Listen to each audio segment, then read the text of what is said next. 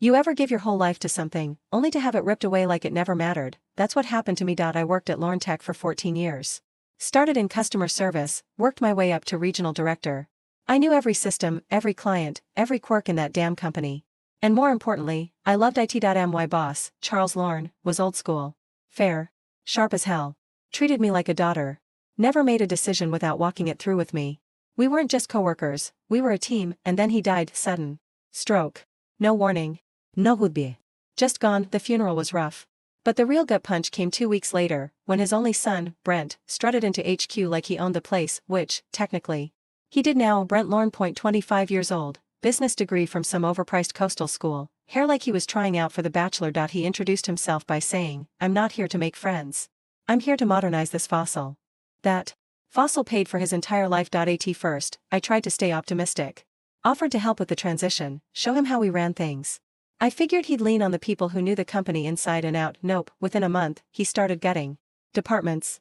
Let go of longtime employees, replaced them with influencers and brand managers who had more TikTok followers than actual experience. Then came the real insult. One Friday, I was prepping for a Monday strategy meeting when I got the email. No. Subject line. Just 3 sentences. Your services are no longer required. Security has been instructed to revoke your access. HR will forward your severance package. No call. No thank you. No damn dignity. I stared at the screen for 10 straight minutes, not blinking. Then I laughed. Out loud. Not because it was funny, but because it was insane. I called HR, straight to voicemail. I called Brent, he didn't pick up. Then I got a text from one of the junior staffers. He replaced you with his new girlfriend. She's VP of Culture. Now. I felt something break inside me. I cleaned out my desk in silence that Monday. Nobody said anything. They looked down. They were scared, and I don't blame them. Brent was ruthless. Arrogant. Untouchable, but you know what he wasn't? Careful, and that would be his mistake. She starts investigating. Finds accounting irregularities. Begins collecting proof. 2 weeks. That's how long I gave myself to mourn. To sulk. To eat way too much Chinese takeout and binge every legal drama ever made. Then I got to work. See, Brent may have been arrogant, but he wasn't exactly subtle. And the thing about being the person who built most of the systems in a company? You know where the bodies are buried. I still had access to a couple shared drives from my personal email, oversights he hadn't cleaned up yet. And that's when I noticed something strange. A vendor listed as GLD Strategies had been billing us for digital infrastructure enhancements. At $25,000 a month. Now, that wouldn't be weird, except I'd never approved any such vendor, and I sure as hell never heard of them during my time there. I googled them. Nothing. No website. No social media. No contact info, just a tiny P.O. box. Address in Nevada. Something clicked. I started pulling every invoice I could find in old meeting attachments and finance decks. And that's when the pattern emerged. GLD had started billing us 1 week after Brent took over. They were billing in increments just under the approval threshold. The payments were being fast-tracked by someone in accounting who, surprise, was dating Brent's new VP of Culture. IT was a shell company. And I had a hunch about who owned it. So I did what any betrayed professional would do. I called in favors. I had coffee with a friend from our old accounting team. Let's call her Dana. She always had a steel trap memory and zero tolerance for BS. I didn't even have to convince her. She knew something smelled off.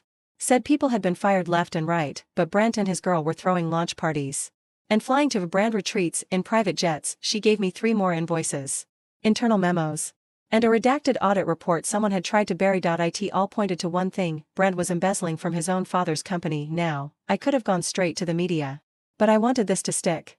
I wanted him to feel it where it hurt. So I put together a file, neatly labeled, color-coded tabs, a full timeline. Then I dropped it on the desk of the board chair, Mr. Stein, during his morning walk into the building. Didn't say a word, just nodded, and walked away. The fallout was glorious. Within 72 hours, Brent's access was suspended. The board issued a press release saying they were launching a compliance audit. 3 days later, VP of Culture? Gone. By the end of the month, Brent was on the cover of 2 business blogs under the headline, Trust Fund CEO Faces Internal Investigation Over Fraud Claims. I wasn't mentioned. Didn't need to be. I knew. And he knew. I didn't expect to see him again, not in person, anyway, but one Thursday afternoon, I got a knock at my apartment door. There he was. Brent Lorne. Wearing a pressed blazer like nothing had happened, sunglasses tucked in his shirt, fake confidence dripping off him like sweat. Can we talk? He said, like we were old friends catching up. I didn't say a word. Just stepped aside. He walked in like he still owned the world. You blindsided me. He started, pacing. You know that? You didn't even give me a chance to explain.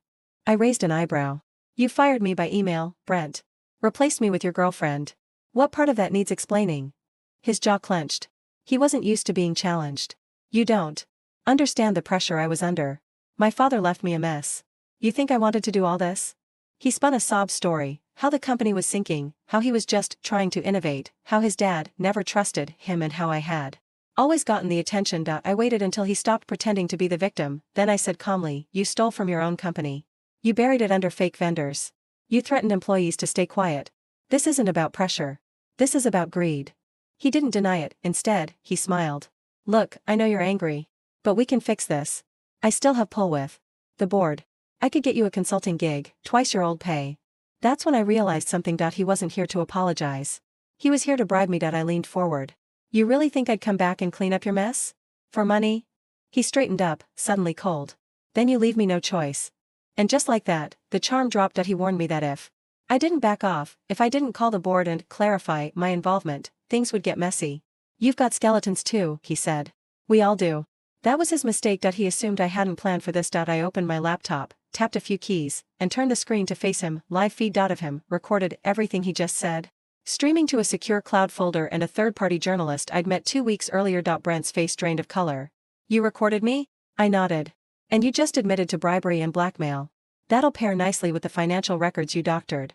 He opened his mouth, closed it, then turned and walked out without another word. That was the last time I saw him, until the indictment came down. Wire fraud, tax evasion, corporate misconduct. They froze his assets. His VP of culture left him the same week, and me, I got a call from the board chair. They offered me a role on the independent ethics committee they were forming. I declined. I didn't want my old job back. I wanted something better. I'd lit the match.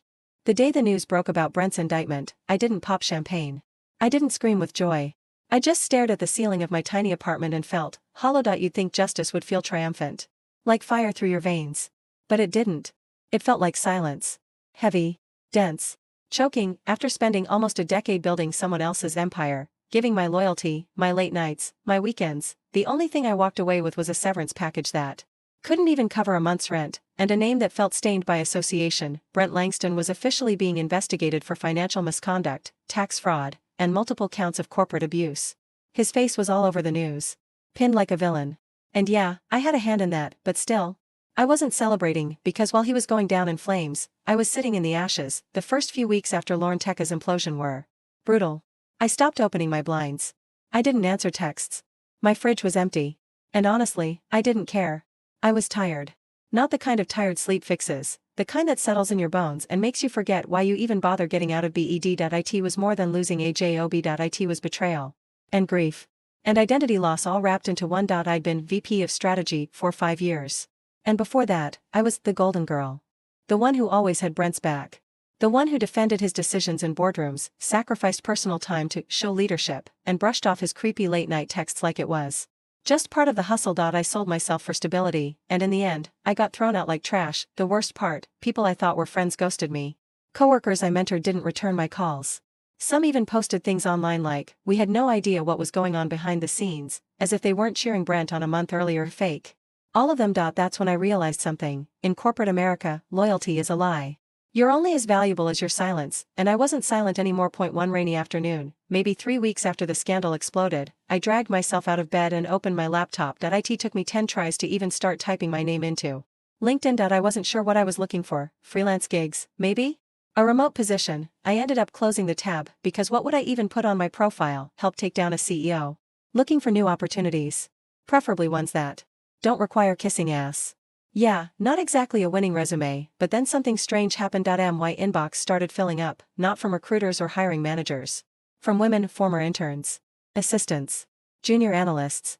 They were all reaching out to say one thing, thank you. Turns out, I wasn't the only one Brent had harassed, manipulated, or threatened. I was just the first one to say it out loud. That's when the idea hit me. I didn't want to work for another Brent. I wanted to help people get away from them. So I opened a blank Google Doc and wrote 3 words at the top: True North Strategies. No LLC yet. No website. Just a name. And a gut feeling. I didn't even know what I was offering yet. Coaching? Brand strategy? Damage control? All I knew was this: I'd been to the bottom. I'd looked up. And I'd climbed back out. Maybe I could help others do the same. I built a website on Wix. I used a free logo generator. I made a LinkedIn post that simply said, I'm starting something new. If you're a founder, creator, or entrepreneur trying to build something without selling your soul, let's talk. It didn't go viral or anything, but I got 6 DMs in a week, and one of them changed everything. Her name was Maya, she was 23. Fresh out of college. Trying to launch a sustainable fashion brand from her tiny New Jersey apartment. She had zero budget, a cluttered website, and a dream big enough to drown in, and she didn't want a pitch deck. Or a fancy branding package, she wanted truth. I just need someone to tell me if this is even worth it, she said during our first call, her voice cracked when she said it. I could tell she'd been burned before, probably by a mentor who promised the world, then ghosted. Or an investor who liked her energy but wasn't ready to commit. I saw myself in her. 10 years ago. Before the meetings, the politics, the manipulation. So I gave her 2 hours. No charge. I listened. I asked questions. And then I said, yeah, it's worth it. But not the way you're doing it. She laughed, and then cried, then hired me the next day. My first official client. We worked out of shared Google Docs and 2 a.m. Slack messages. I helped her rethink her messaging, her pricing, her fulfillment process.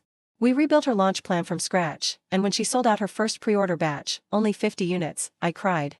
For real, not because of the money, she paid me peanuts, but because I felt alive again. Needed. Useful. Maya referred 3 of her friends. Then they referred others. Within 6 months, True North had 12 clients. A monthly newsletter. A waitlist, and most importantly, a voice. I wasn't just helping people build businesses. I was helping them build boundaries. Courage. Vision. Meanwhile, Brent was flailing. He'd gone full damage control mode, started a podcast called Brent Speaks, where he ranted about cancel culture and how he was the real victim. He claimed he was writing a book. He even tried to launch a crypto fund. It was pathetic. I didn't watch the full episodes, just the clips people sent me, laughing. The man who once strutted through glass towers in custom suits now live streamed from his kitchen, and no one cared. I should have felt vindicated. Instead, I felt tired, because Brent's downfall wasn't just about him. It was a mirror. It made me face every time I let things slide. Every time I swallowed my voice. Every excuse I made for him. He's under pressure, he's just intense, he doesn't mean it that way. I had to forgive myself for the role I played in my own erasure. That was harder than exposing him. I started therapy. My therapist's name was Alana. Mid-40s, salt and pepper curls, eyes like she'd seen everything and still had space for more. She didn't ask about Brent for the first 3 sessions. She asked about me. What did you lose? What did you believe? What do you want to believe now? I told her I didn't know. She said, that's a start. True North grew slowly but steadily. We weren't flashy. We didn't promise 6-figure launches or viral content. We helped people get real. And that made us rare. By year 2, we had an office space, small, sunlit, and full of plants. I hired 2 assistants, 1 graphic designer, and a project manager named Joe, who kept us all sane. I still worked late. Still woke up at 3 a.m. some nights in a cold sweat, but I was free, not just from Brent, from needing someone like him. One night, Maya invited me to her product pop-up in Soho. She stood on a small stage in front of 50 guests, wearing one of her own jackets, beaming. She said, I almost gave up. And then I met someone who didn't try to fix me, just told me the truth. Then she pointed at me. I looked around. Some people clapped. Others just turned their heads to see who the hell I was. I don't remember the applause. I remember the weight of that moment, because it wasn't about recognition. It was about reclamation. That night, walking home under the city lights, I whispered to myself, you made it, not in the flashy, Forbes 30, under 30 kind of way, but in the, I'm no longer afraid of my own voice, kind of way. And honestly, that meant more. A few months ago, I got an email from a name I hadn't seen in years. Brent Langston, subject line, let's talk. I almost deleted it on instinct. But curiosity is a hell of a drug. Inside was one line, I've been doing some soul searching. Would love to clear the air. Maybe grab coffee? No apology. No ownership. Just Brent. I didn't reply. I didn't forward it to anyone. I didn't even screenshot it. I closed my laptop, poured myself a glass of wine, and sat by my window. It was raining. Soft. Cleansing, and for the first time in years, I felt nothing. No rage. No sadness. No vindication. Just peace. Brent didn't get cancelled. He got forgotten. He tried to stay relevant. Posted bad takes on LinkedIn. Tried launching a leadership course that bombed. Got laughed off Twitter when someone pulled up receipts. He still existed, technically. But not in my world, and not in anyone's that mattered. He was background noise now. A warning sign on the road behind me. Meanwhile, True North was thriving. We weren't just a consulting firm. We were a movement. We hosted our first retreat last fall. 30 women founders. 3 days. Zero bullshit. There were tears. Laughter. Breakthroughs. And when we all stood in a circle the last night, holding candles, someone whispered, this saved me. I didn't cry, but I felt something deeper than tears. Belonging, not to a company. Not to a man's approval. But to myself, people often ask if I'd go back and change anything, avoid LornTech. Say no to Brent earlier. Take a safer path, but the truth? No, because every scar, every sleepless night, every betrayal, it carved out space in me for this, for clarity. For courage.